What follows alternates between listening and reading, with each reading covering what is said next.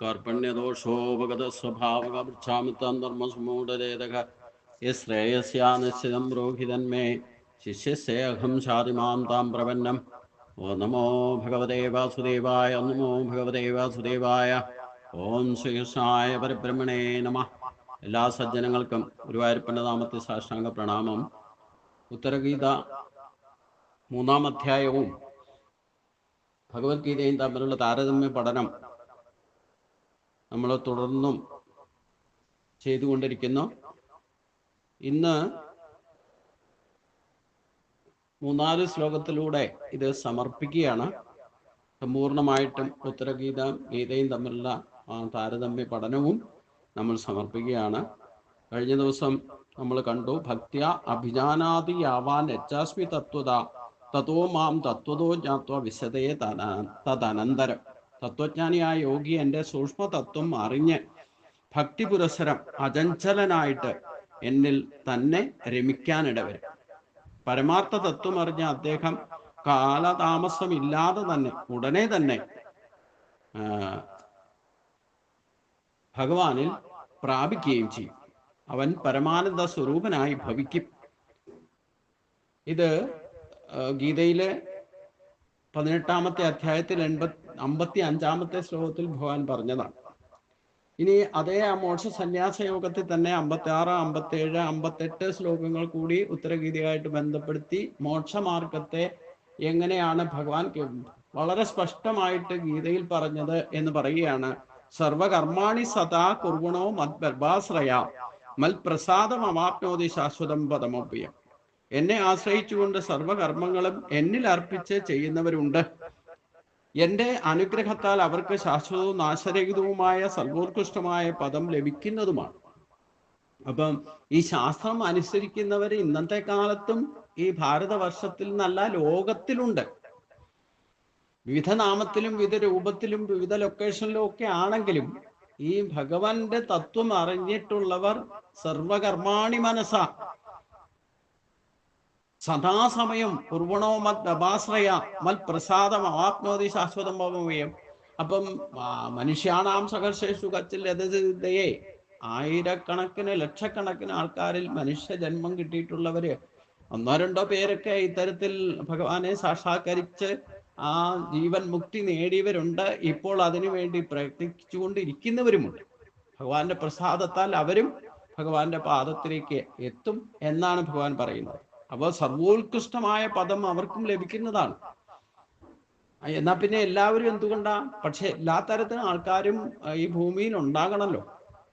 ഈശ്വരവാദിയും യുക്തിവാദിയും 3 ഗുണങ്ങളോട് കൂടിയവരും ഈ ഭൂമിയിൽ ഉണ്ടെങ്കിലേ പരിപാലനം യഥാവിധി നടന്നു പോകുള്ളൂ. എല്ലാവരും മുക്തരായി പോയി കഴിഞ്ഞാൽ പിന്നെ ഈ സംസാരം എന്തിനാ?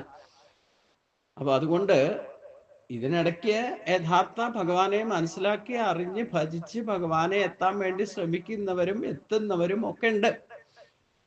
90% പ്രാകൃത ഭക്തന്മാരാണ് എന്ന് നാം മനസ്സിലാക്കണം. പക്ഷെ ഈ പ്രാകൃത ഭക്തിയും ഒരു മാർഗം തന്നെയാണ്. ഇങ്ങനെ പല ജന്മങ്ങളിലൂടെ ആയിരിക്കും ചിലപ്പോൾ നമുക്ക് അപ്ഗ്രേഡേഷൻ കിട്ടി നമ്മളും ഇത്തരത്തിലൊക്കെ ചിന്തിക്കാൻ തുടങ്ങിയത്. എത്രയോ ജന്മങ്ങളിൽ നമ്മൾ ഈ ജന്മം കൊണ്ടൊന്നും അല്ല ഇത് തുടങ്ങി വെച്ചത്. ഇപ്പൊ ജയവിജയന്മാര് ഹിരണ്യാക്ഷനും ഹിരണ്യകശിപുവും ഒക്കെ ജനിച്ചു ജയവിജയന്മാരായിരുന്നു എന്നൊക്കെ പറഞ്ഞു കഴിഞ്ഞാൽ ഇവര് അനേക ജന്മങ്ങളിൽ ചെയ്തിട്ടുള്ള അപ്ഗ്രേഡേഷൻ ഊർധ്വമൂലം അധശാകം, ആ ഊർധ്വമൂലത്തിലേക്ക് എത്തുന്ന അല്ലെങ്കിൽ ഊർധ്വം ഗച്ഛന്തി സത്വസ എന്ന പ്രയോഗത്തിന്റെ ആ സാക്ഷാത്കാരമാണ് അവർക്ക് വൈകുണ്ഠത്തിലേക്ക് ആവൽക്കാരായിട്ട് ജയവിജയന്മാരായിട്ടൊക്കെ നിൽക്കാൻ സാധിച്ചത്. അപ്പൊ അവിടെയും ചില ജന്മവാസനകൾ ഈ ജന്മവാസന പൂർണ്ണമായിട്ട് ബ്രഹ്മചാരി ആയാലും ചിലപ്പോൾ പോകില്ല. അപ്പം ഭഗവാന്റെ അടുത്ത് ചെന്നിട്ടും ഈ അഹങ്കാരമൊക്കെ കാണിക്കാൻ തുടങ്ങിക്കഴിഞ്ഞാൽ ഞാനെന്നും എൻ്റെ എന്നുള്ള പിടുത്തമാണ് ഏറ്റവും വലിയ നമ്മുടെ ജന്മവാസന എന്ന് പറയുന്നത്. എത്ര പോയാലും എത്രയൊക്കെ കഴുകിക്കളയാന്ന് പറഞ്ഞാലും അത് പൂർണ്ണമായിട്ട് തുടച്ചു കളയാൻ സാധ്യമല്ല. ഞാനെന്നും എൻ്റെ എന്നും എനിക്ക് വരേണ്ട ആ ചിന്ത എന്നർത്ഥം. അത് പൂർണ്ണമായിട്ട് ഇല്ലാതെ ആക്കുന്നത് അപ്പോഴാണ് ഭഗവാനിലേക്ക് പ്രാപിക്കാൻ യോഗ്യത നേടുക. അപ്പൊ കാരണം ഇല്ലെങ്കിൽ സങ്കല്പ വികല്പങ്ങളിലേക്ക് നമുക്ക് ഒരു നിമിഷാർത്ഥം എന്ന് പറഞ്ഞാൽ അരനിമിഷത്തേക്ക് ആയാലും അഹങ്കാരം കയറി പിടിച്ചാൽ മതി, അപ്പൊ നമ്മൾ മായൽപ്പെടും. അതാണ് പ്രശ്നം.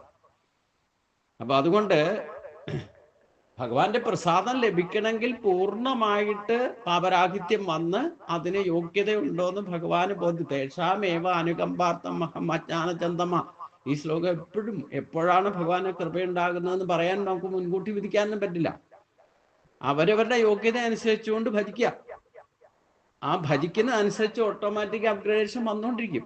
നമ്മൾ അതിനായിട്ട് കച്ചകെട്ടി ഇറങ്ങി പുറപ്പെട്ടാലൊന്നും ചിലപ്പോൾ എത്തേണ്ട അടുത്ത് എത്തിക്കോളണം നിർബന്ധമൊന്നുമില്ല. അതാണ് കർമ്മത്തിന്റെ ഗതി ഗഹനമാണ്. ചെയ്യേണ്ട കാര്യങ്ങൾ എന്താണെന്ന് ചെയ്യാൻ പാടില്ലാത്തതൊക്കെ ബോധമൊക്കെ ഉണ്ടായിരിക്കണം. ആ ബോധതലത്തിൽ നിന്നുകൊണ്ട് പ്രവർത്തിച്ചുകൊണ്ടേയിരിക്കുക. പ്രവർത്തിക്കുന്നതൊക്കെ പ്രവൃത്തി മാർഗത്തിലാകരുത്, നിവൃത്തി മാർഗത്തിലായിരിക്കണം. ഇവിടേക്കാണ് ശ്രദ്ധിക്കേണ്ടത്. അപ്പൊ നിവൃത്തി മാർഗത്തിൽ പ്രവർത്തിച്ചാൽ ഓട്ടോമാറ്റിക്കായിട്ട് അപ്ഗ്രേഡേഷൻ കിട്ടിക്കൊണ്ടിരിക്കും. പ്രവൃത്തി മാർഗത്തിൽ പ്രവർത്തിച്ചാൽ അത് തുടർച്ചയായിട്ട് ബന്ധനത്തിൽപ്പെടുകയും ചെയ്യും. അപ്പൊ പ്രവൃത്തി മാർഗത്തിൽ പ്രവർത്തിച്ചാൽ പ്രേയസ്സായിരിക്കും, പ്രയോമാർഗമായിരിക്കും. നിവൃത്തി മാർഗത്തിൽ പ്രവർത്തിച്ചാൽ മാത്രമേ ശ്രേയോമാർഗമാവൂ. ഇത് രണ്ടും വ്യത്യാസം തിരിച്ചറിഞ്ഞുകൊണ്ട് നമ്മളിപ്പോ ചെയ്യാനുള്ളത് എന്താണെന്ന് തിരിച്ചറിഞ്ഞുകൊണ്ട് ചെയ്തുകൊണ്ടേയിരിക്കുക. ചെയ്യാൻ പാടില്ലാത്ത നിഷിദ്ധ കർമ്മങ്ങൾ ചെയ്യാതിരിക്കാൻ ശ്രദ്ധിക്കുക. അതൊക്കെയാണ് കൂട്ടുകൂടിയിട്ടൊക്കെ ചെയ്യാൻ ചിലപ്പോൾ ഇടവരുന്നത്. അങ്ങനെയൊക്കെ പോകുമ്പോഴാണ് സംഘദോഷവും സമ്പർക്കദോഷമൊക്കെ ഉണ്ടാകുക. അത് വളരെ ശ്രദ്ധ അതിലൊക്കെ ഉണ്ടായിരിക്കണം എന്നാണ്. അതിനാണ് ഈ ഗുരുവിന്റെ വീക്ഷണം, ഗുരുവിന്റെ സാന്നിധ്യം ഉണ്ടായിരിക്കുന്നത് എപ്പോഴും നല്ലതാന്ന് പറയാൻ കാരണം. നമ്മളെ ആരെങ്കിലും ഒരാൾ ശാസിക്കാനോ വഴിതെറ്റി പോകാനോ മാർഗം കാണിച്ചു തരാൻ ആരെങ്കിലും ഒരാൾ വേണമല്ലോ. അപ്പൊ അതുകൊണ്ട് ഇല്ലെങ്കിൽ എന്താ കുഴപ്പം? ഈ സംഘദോഷവും സമ്പർക്കദോഷവും ഒക്കെ ഉണ്ടാവും. നമ്മുടെ എല്ലാ കാര്യങ്ങളും നമ്മുടെ പഞ്ചേന്ദ്രിയങ്ങളിൽ ചിലപ്പം ഒരേപോലെ പെർഫെക്റ്റ് ആയിട്ട് പെട്ടുന്നിരിക്കില്ല. അപ്പൊ എപ്പോഴെങ്കിലും അറിഞ്ഞോ അറിയാതെയൊക്കെ ചിലപ്പം ഈ സംഘദോഷവും സമ്പർക്കദോഷവും ഒക്കെ നമ്മുടെ ഇച്ഛ അല്ലെങ്കിൽ ഇഷ്ടാനിഷ്ടങ്ങൾ അനുസരിച്ചുകൊണ്ട് ചിലപ്പം മറ്റുള്ളവരുടെ കൂടെ കൂടിയിട്ടാണെങ്കിലും ചിലപ്പം ചെയ്യേണ്ടതായിട്ട് വരും. അതൊക്കെയാണ് ശ്രദ്ധിക്കേണ്ടതെന്നർത്ഥം. ചേതസ ഭഗവാന്റെ പ്രസാദം ഇങ്ങനെയൊക്കെ ഗതിവിഗതികൾ സംഭവിച്ചാലും എപ്പോഴാണോ പ്രസാദം ലഭിക്കുന്നത്, മത് പ്രസാദം അവാപ്നോതി എന്ന് പറഞ്ഞു. ഇതേ കാര്യം തന്നെ സിദ്ധപഞ്ചലക്ഷത്തിൽ പറഞ്ഞില്ലേ, പ്രസാദേ സർവ്വദുഃഖാനാം ഹാനിരസ്യോപജായതേ എന്ന് പറഞ്ഞിട്ടുണ്ട്. ഭഗവത് പ്രസാദം എപ്പോൾ ലഭിക്കുന്നോ അപ്പം അവന് ദുഃഖങ്ങളുടെ അറുതി വരും. ചേതസാ സർവകർമാണി മയി സന്യസ്യ മൽപര ബുദ്ധിയോഗം ഉപാസത്യം അച്ചിത്ത സതതം ഭവ.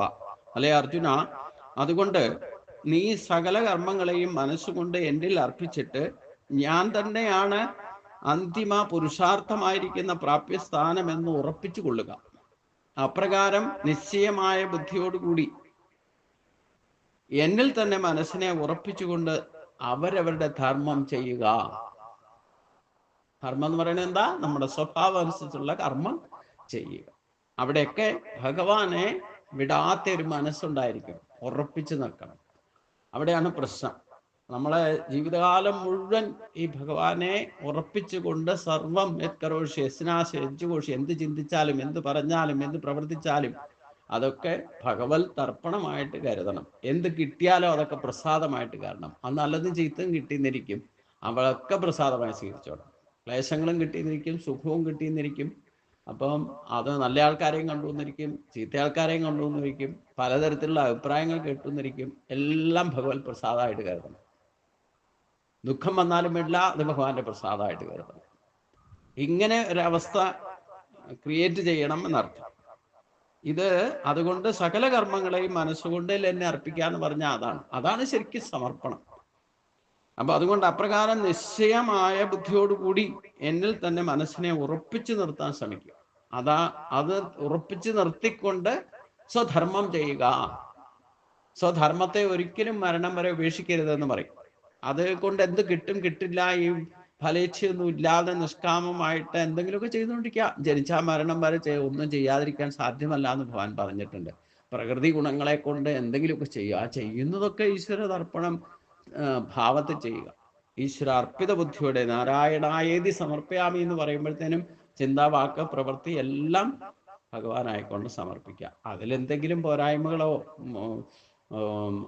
വന്നാലും ഒന്നും പേടിക്കേണ്ട ആവശ്യമൊന്നുമില്ല. അതൊന്നും ഒരിക്കലും കർമ്മ ബന്ധനത്തിൽ പെടുകയില്ല. നിങ്ങൾ എന്ത് ചെയ്താലും അതൊക്കെ ഭഗവാന് സമർപ്പിച്ചുകൊണ്ടാണ് ചെയ്യുന്നതെങ്കിൽ അത് ഒരിക്കലും കർമ്മബന്ധനത്തിൽ പെടുകയില്ല എന്ന് ഭഗവാൻ തന്നെ പറയുന്നുണ്ട്. അതുകൊണ്ട് മനസ്സിൽ എന്നിൽ മാത്രം മച്ചിത്ത സർവദുർഗാണി മത് പ്രസാദ തരിഷ്യതി.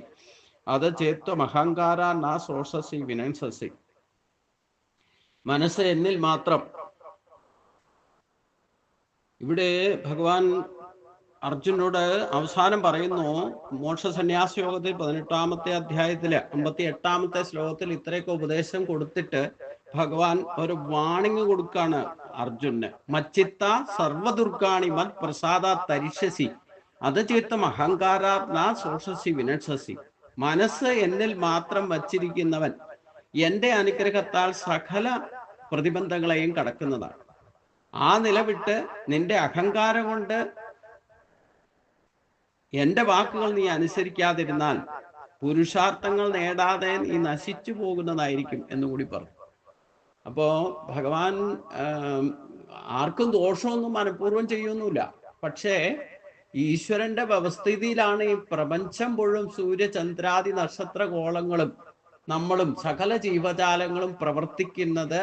ഭഗവാന്റെ ഒരൊറ്റ കാര്യമുണ്ട്, സഹയജ്ഞ പ്രജാശിഷ്ട പുരോവാച പ്രജാപതി അനേന പ്രസവിഷത്വം മേഷപോസ്തിട്ട കാമദക് എന്ന് ഭഗവാൻ പറഞ്ഞിട്ടുണ്ട്. അത് ഭഗവാൻ ഏത് സഹയജ്ഞ ഭാവനയോടെയാണോ നമ്മളെ നയിക്കുന്നത്, അതേ ഭാവനയോടെ ദേവാൻ ഭാവയതാൻ ഏനദേവ ഭാവയന്തുവാഹ പരസ്പരം ഭാവയന്തക ശ്രേയ പരമവാത്സ്യതാം എന്ന് ഭഗവാൻ പറഞ്ഞിട്ടുണ്ട്. ഏത് ഭാവനയോടെയാണോ ഈശ്വരൻ നമ്മളെ സൃഷ്ടിച്ച് പരിപാലിക്കുന്നത്, അതേ ഭാവന നിലനിർത്തിക്കൊണ്ട് നിങ്ങൾ ഈ പ്രകൃതിയെ പോഷിപ്പിക്കൂ. പ്രകൃതിയാണ് ഈശ്വരൻ എന്ന് പറയുന്നത്. സൂര്യനും ചന്ദ്രനും ആകാശവും വായുവും ജലവും എല്ലാം ദേവന്മാരാണ്. നമ്മുടെ ശരീരത്തിലെ പോലും ഒരു ഇന്ദ്രിയങ്ങൾ പോലും പ്രവർത്തിക്കുന്നത് ഓരോ ദേവതകളെ അധിഷ്ഠാനമാക്കിക്കൊണ്ടാണ്. ഓരോ ഇന്ദ്രിയങ്ങൾക്കും ഓരോ ദേവതയെ കൽപ്പിച്ചു നൽകിയിട്ടുണ്ട്. സൂര്യനാണ് കണ്ണിന്റെ ദേവത, മനസ്സിന്റെ ദേവത ചന്ദ്രനാണ്. ഇങ്ങനെ ഓരോന്നും ദേവതാ സങ്കല്പത്തിലേക്ക് എത്തി ആ ദേവന്മാരെ പോഷിപ്പിക്കാൻ പറഞ്ഞാൽ നമ്മുടെ ശരീരത്തുള്ള ഈശ്വരീയ ശക്തികളെ പോഷിപ്പിക്കാനാണ് പറയുന്നത് ഭഗവാൻ. നമ്മൾ ഈ പുറത്തന്വേഷിച്ച് നടക്കും, ഓടി നടക്കും. അതുകൊണ്ട് പ്രാകൃത ഭക്തിയിലേക്കും പ്രത്യക്ഷ ഭക്തി പ്രകടന ഭക്തിയിലേക്കും പോകുന്നതുകൊണ്ട് തന്നിലുള്ള ശക്തികളെ പോഷിപ്പിക്കുന്നില്ല എന്ന് മാത്രമല്ല, ഈ ശാസ്ത്രമൊക്കെ പഠിച്ചവർ പോലും അത് അനുസരിക്കുന്നില്ല എന്ന് പറഞ്ഞു കഴിഞ്ഞാൽ അവർ സ്വയം നശിച്ചു പോകുന്ന ഭഗവാൻ പറയും.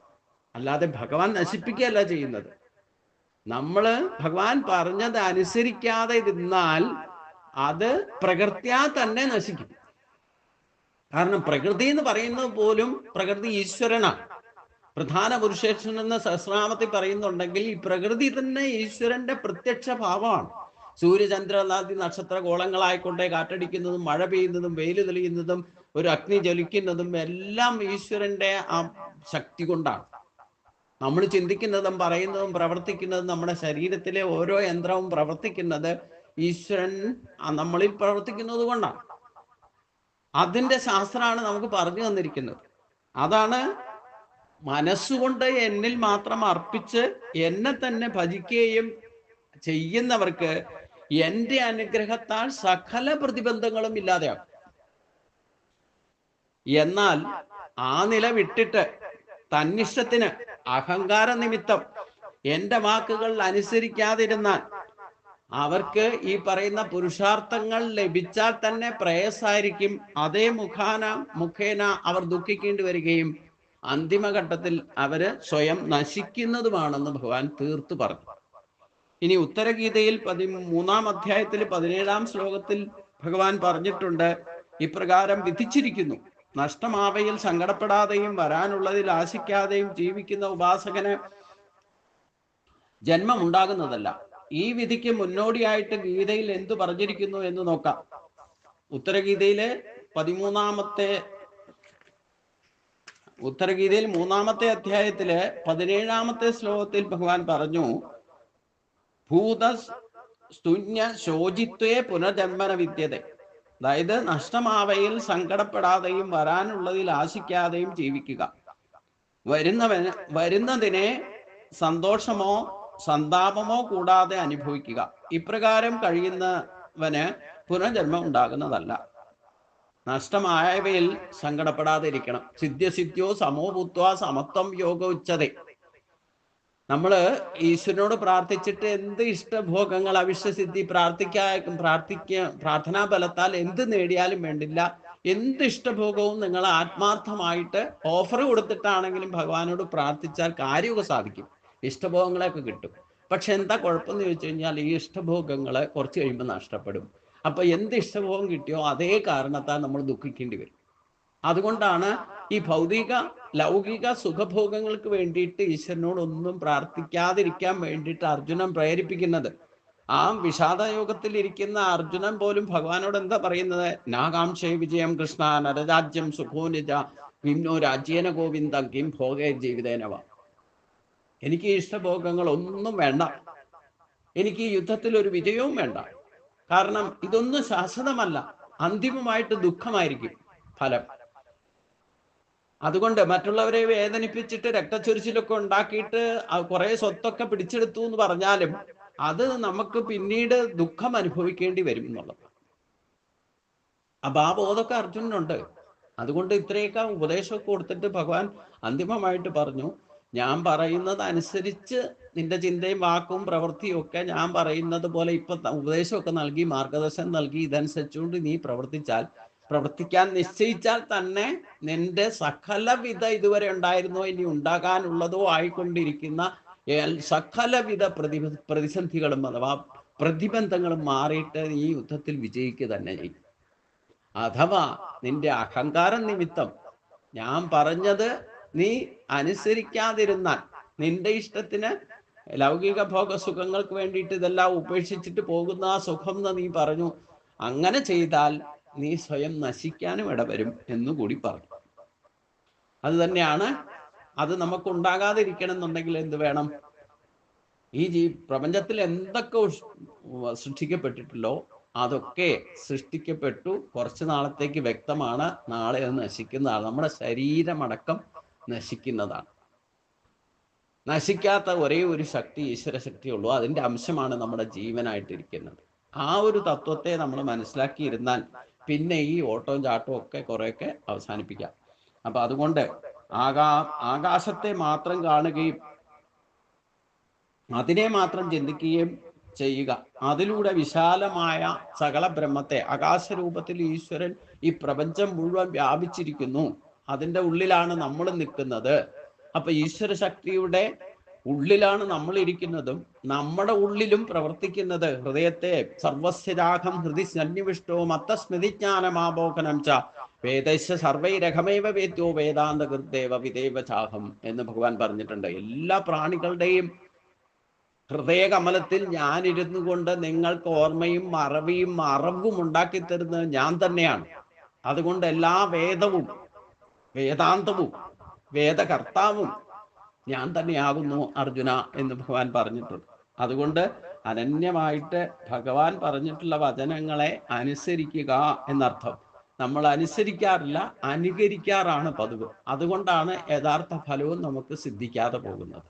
ജന്മജന്മാന്തരത്തിലേക്ക് നമ്മൾ വീണ്ടും ജന്മത്തിലേക്ക് പുനരാവർത്തനത്തിലേക്ക് പോകാൻ കാരണം എന്താന്ന് ചോദിച്ചു കഴിഞ്ഞാൽ, ഈശ്വരൻ പറയുന്നതോ ശാസ്ത്രം പറയുന്നതോ ആയാലും വേണ്ടില്ല, അത് ശരിക്കും പഠിച്ചിട്ട് അനുസരിക്കലില്ല. എല്ലാവരും അനുകരിക്കല പതിവ്. മുമ്പിൽ ആര് എന്ത് പോകുന്നു എന്ത് ചെയ്യുന്നു എന്ന് വെച്ച് കഴിഞ്ഞാൽ അത് കണ്ടിട്ട് അതേപടി അതിൻ്റെ ഗുണദോഷമൊന്നും തിരിച്ചറിയാതെ കണ്ണും അടച്ച് അനുകരിക്കുക ചെയ്യുക. യാന്ത്രികമായിട്ട് ചെയ്തുകൊണ്ടിരിക്കും. അത് തന്ത്രി ആയിക്കോട്ടെ, മേശാന്തി ആയിക്കോട്ടെ, പൂജാതി കർമ്മങ്ങൾ ചെയ്യുന്ന വേദപണ്ഡിതന്മാരായിക്കോട്ടെ, ഇതൊക്കെ ഇങ്ങനെയാ. സ്വരസ്ഥാനം ഇല്ല, അത് ഇതൊക്കെ പറഞ്ഞിട്ട് ഇങ്ങനെ അനുകരണ ഭാവമാണ്. പെട്ടെന്ന് പറഞ്ഞാൽ നമുക്ക് പെട്ടെന്ന് മനസ്സിലാക്കാം. നമ്മുടെ മുമ്പിൽ തൊഴാൻ പോകുന്ന ഗുരുവായൂരൊക്കെ പോകുമ്പോൾ ഈ തിരക്കിനിടയ്ക്ക് നമുക്ക് പ്രത്യേകം ശ്രദ്ധിച്ചറിയാം. നിങ്ങളുടെ മുമ്പിൽ പോകുന്ന ആള് കഴുക്കോലെ തൊട്ട് തലയിൽ വെച്ചാൽ നിങ്ങളും തൊട്ട് തലയിൽ വെക്കും. എന്തിനാന്ന് ചോദിച്ചു കഴിഞ്ഞാൽ അറിയില്ല.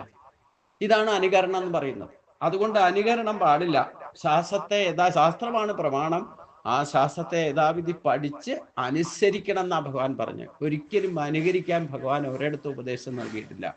അതുകൊണ്ട് ജന്മം ഉണ്ടാകാതിരിക്കാൻ വേണ്ടിയിട്ട് എന്ത് വേണം? ഉത്തരഗീതം 3-ാം അധ്യായം 17-ാം ശ്ലോകത്തിൽ പറഞ്ഞിരിക്കുന്ന നഷ്ടമായവയിൽ സങ്കടപ്പെടാതെയും വരാനിരിക്കുന്നവയിൽ ആശയില്ലാതെയും ജീവിക്കുന്ന ഉപാസകന് പുനർജന്മം ഉണ്ടാകുന്നതല്ല. ഈ വിധിക്ക് മുന്നോടിയായിട്ട് ഗീതയിൽ എന്ത് പറഞ്ഞിരിക്കുന്നു എന്ന് നോക്കാം. യുജ്ജുന്നേവം സദാത്മാനം യോഗി വിഗത കൽമഷ സുഖേന ബ്രഹ്മസംസ്വശം അത്യന്തം സുഖമശ്നുത. എപ്പോഴും മനസ്സിനെ ആത്മാവിൽ ലയിച്ച് ഇരിക്കുന്നവൻ, പാപങ്ങൾ ക്ഷയിച്ചവൻ, സമുചിതനും സമചിത്തനുമായിരിക്കും. അദ്ദേഹം സുഖേന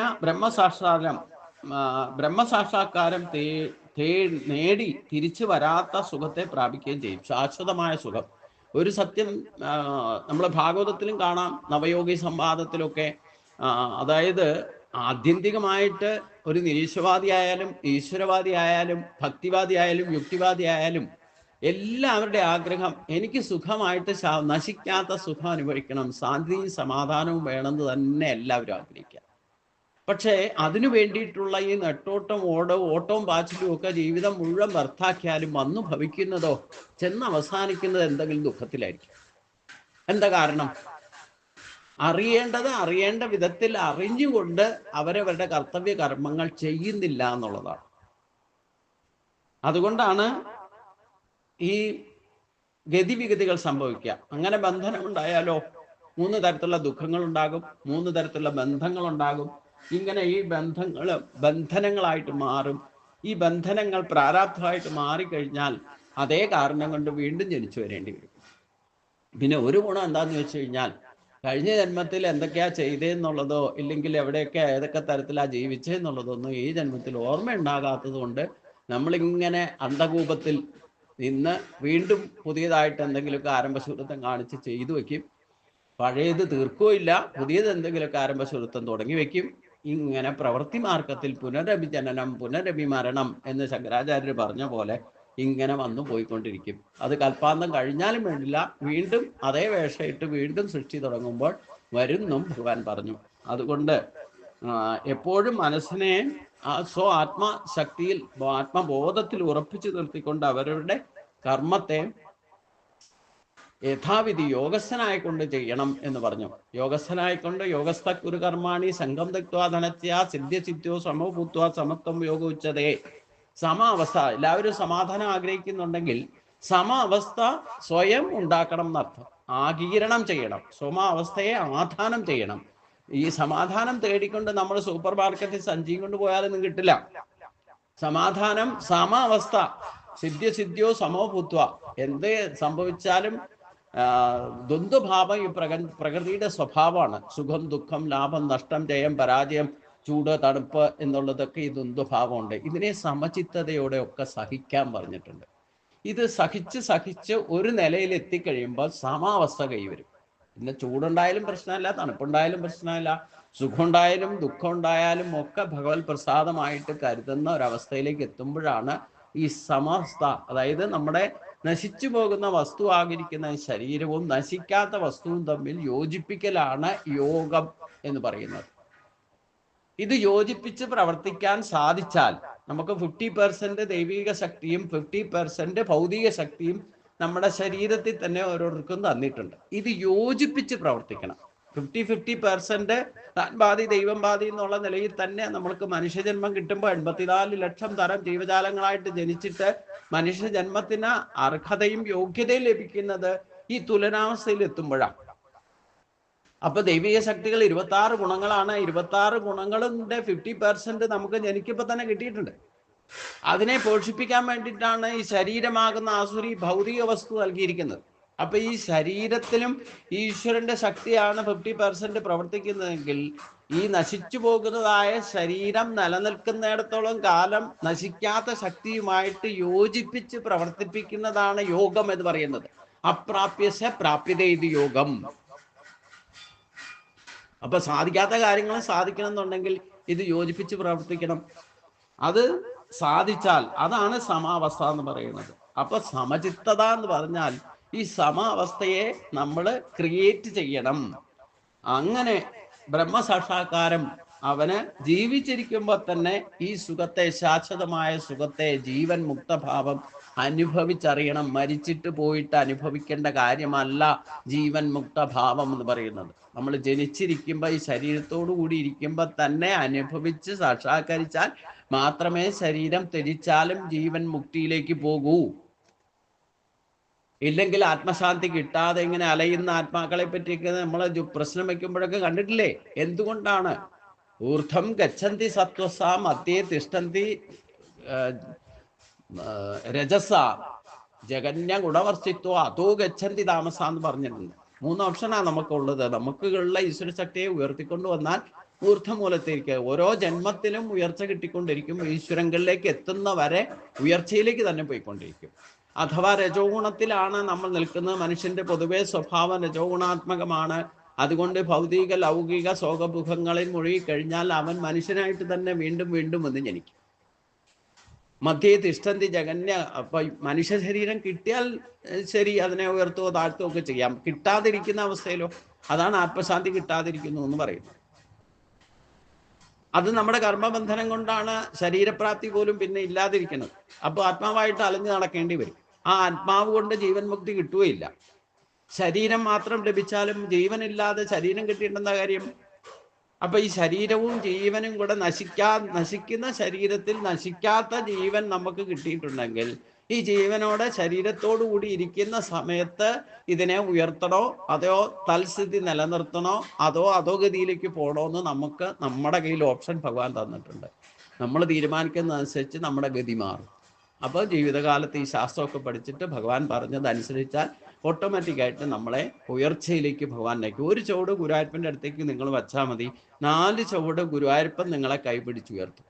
എൻ്റെ അനുഭവത്തിൽ 10-22 വർഷം കൊണ്ട് ഞാൻ ഇന്നത്തെ നിലയിൽ എത്തിയിട്ടുണ്ടെങ്കിൽ ഉയർച്ചയിലേക്കല്ലാതെ ഒരിക്കലും താഴ്ചയിലേക്ക് പോയിട്ടില്ല എന്നുള്ളതാണ് എൻ്റെ അനുഭവം.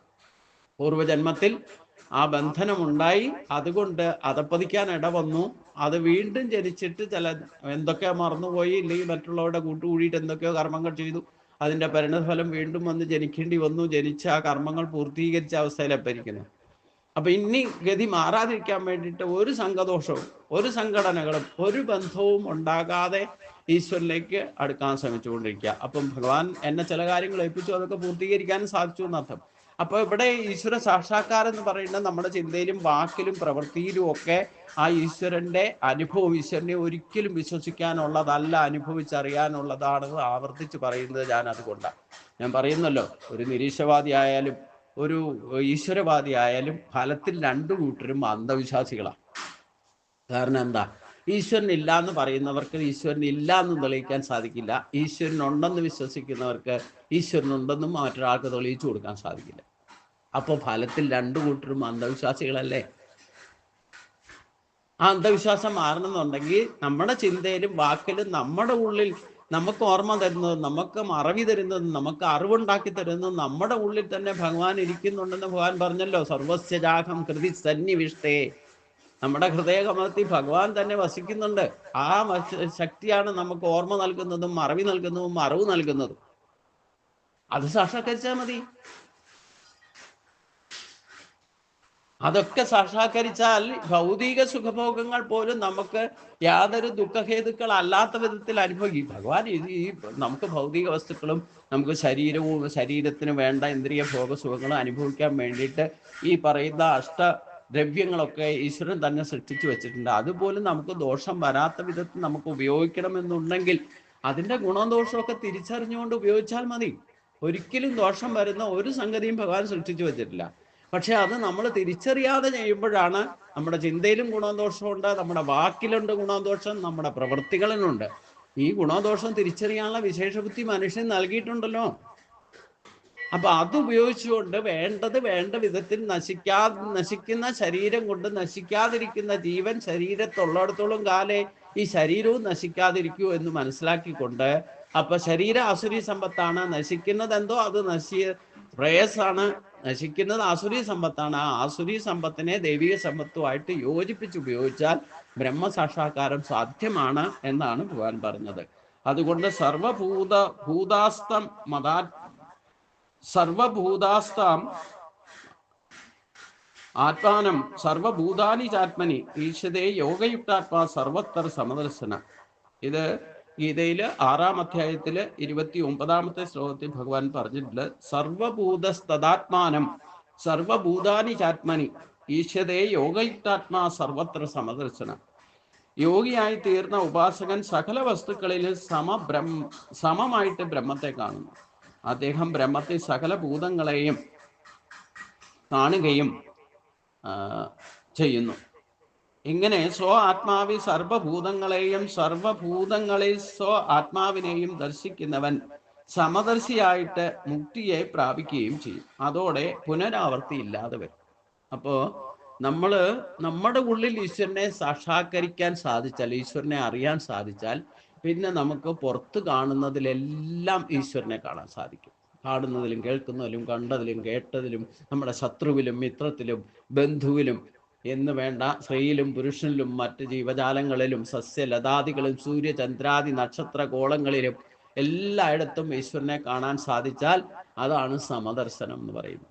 ആ സമദർശന അവസ്ഥയിലേക്ക് എത്തുമ്പോൾ മാത്രമേ അത് സാധിക്കണമെങ്കിൽ നിങ്ങൾക്ക് ഈശ്വരനെ കാണണോ, ആ ഈശ്വരനായിട്ട് നിങ്ങൾ മാറണം.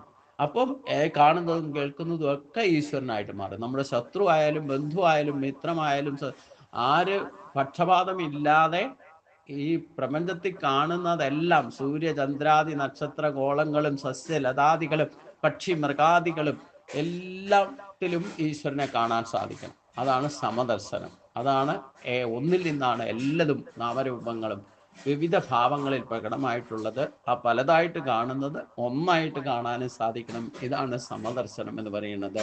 ഇതാണ് അദ്വൈതാമൃതവർഷിണിയും ഭഗവതിയും അഷ്ടാദശാധ്യായനിയും അമ്പത്വാമനുസന്ധനാമി ഭഗവത്ഗീതയെ ഭവദ്ദേശിനി എന്ന് ആ ഗീതയുടെ ആരംഭത്തിലുള്ള ധ്യാന ശ്ലോകത്തിൽ പറഞ്ഞത്. അപ്പം മനുഷ്യായ പ്രതിബോധിതാം ഭഗവതാ നാരായണേന സ്വയം. അത് ഉത്തരഗീത പഠിച്ചാലും ഭഗവത്ഗീത പഠിച്ചാലും രണ്ടിലും പറയുന്നത് മനുഷ്യായ പ്രതിബോധിതാം ഭഗവതാ നാരായണേന സ്വയം വ്യാസേന ഗ്രഥിതാം പുരാണമുനിനാം മധ്യേ മഹാഭാരതം അദ്വൈതാമൃതവർഷിണിയും ഭഗവതിയും അഷ്ടാദശാധ്യായനിയും അമ്പത്വാമനുസന്ധതാമി ഭഗവത്ഗീതയെ ഭവദ്ദേശിനി. ഇതാണ് ഭഗവാൻ പറഞ്ഞത്. അതുകൊണ്ട് ആ അദ്വൈതാമൃത വർഷിണിയായിരിക്കുന്ന ഗീതാശാസ്ത്രത്തെ മാതാവായി കണ്ടുകൊണ്ട് ആ മാതൃസ്നേഹത്തെ സാക്ഷാത്കരിക്കുക. അപ്പോഴാണ് നമുക്ക് ഈ ഒരു അനുഭൂതിയിലേക്ക്, ആ ഈശ്വരഭാവത്തിലേക്ക് എത്താൻ സാധിക്കുക. ഈശ്വരനായി തീരുമ്പോഴാണ് ഈശ്വരനെ എല്ലായിടത്തും കാണാൻ സാധിക്കുക. അതുകൊണ്ട് ആ ഗുരുവായൂരപ്പൻ്റെ അനുഗ്രഹം കൊണ്ട് ഈ ഈശ്വരനെ സാക്ഷാത്കരിക്കാൻ നമുക്ക് സാധിക്കട്ടെ എന്ന് പ്രാർത്ഥിച്ചുകൊണ്ട് ഉത്തരഗീത സമ്പൂർണ്ണം ഗീതാശാസ്ത്രമായിട്ട് താരതമ്യ പഠനത്തോടു കൂടി തന്നെ നമ്മൾ ഭഗവാന്റെ തൃപ്പാദങ്ങളിൽ സമർപ്പിക്കുന്നു. എല്ലാവർക്കും നമസ്കാരം. ഓം സ്വസ്തി പ്രജാഭ്യാം പരിപാലയന്താം നായനമാർഗേണ മഹിമഹീഷാ ഗോബ്രാഹ്മണേഭ്യ ശുഭവക്തൃത്യം ലോകാ സമസ്താ സുഖിനോ ഭവന്തു. ലോകാ സമസ്താ സുഖിനോ ഭവന്തു. ഓം ശാന്തി ശാന്തി ശാന്തി.